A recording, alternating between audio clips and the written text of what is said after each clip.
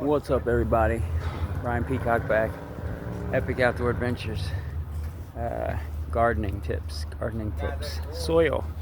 If you're going to be doing container gardening and you're going to be planting in pots or containers, you want to use a specific soil for that. You do not want to use garden soil. It's even best not to use raised bed mix of soils. If you're going to be planting in containers and pots, you want to use potting mix. All right. So I'm going to show you here. I'm over here at one of these retail stores here, and you can see that there's raised bed soil. There's garden soil. See? Then there is potting mix, okay? Organic, and then there's regular. That's something for you to decide if you want to do organic or not. But I'm going to tell you the differences, okay? Potting mix usually has a lot finer of material. It's usually peat or coca-cola based, and it has some topsoil in there. It doesn't have like big pieces of bark and sticks and big chunks and things like that. It also has perlite in here.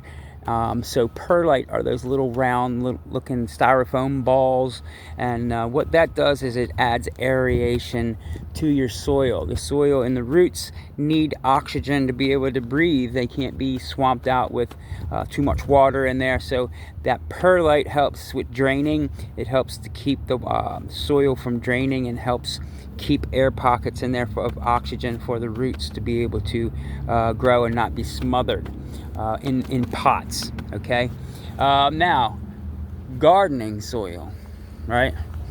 Gardening soil it has big chunks of like bark, and it has like sticks and all kinds of stuff in there. This is to be put into like a regular garden, in-ground garden, to be able to spruce up the soil that you already have there, to add to it, to give it more organic material like the peat moss and the stuff like that, and the barks and the sticks will break down over time. They might not even break down this year, following year, or the year after they'll break down, but they're constantly adding to the breaking down of the soil, okay?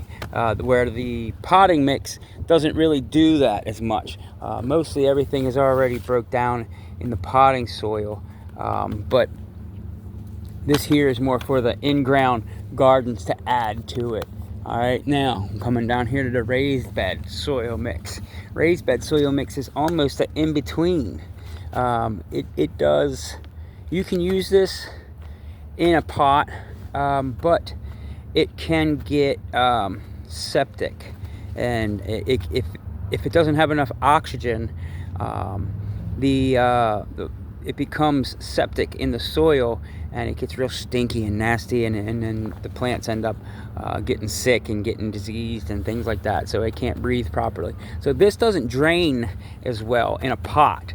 You can use it. It does okay sometimes, especially maybe in fabric pots. If you're going to use a fabric pot that has a lot more aeration to the pot itself, but I would still suggest this to be just used in a raised bed that has a regular soil underneath, because this stuff will break down over the next year or two as well. All right, so I just wanted to point all that out.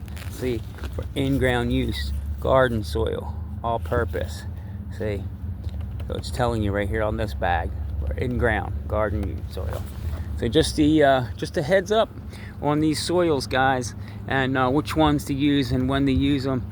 Appreciate you guys for watching. I know I haven't been on my YouTube channel here lately. It's just been a busy year with my music and everything. So we'll see you next time. Thanks for watching. See you.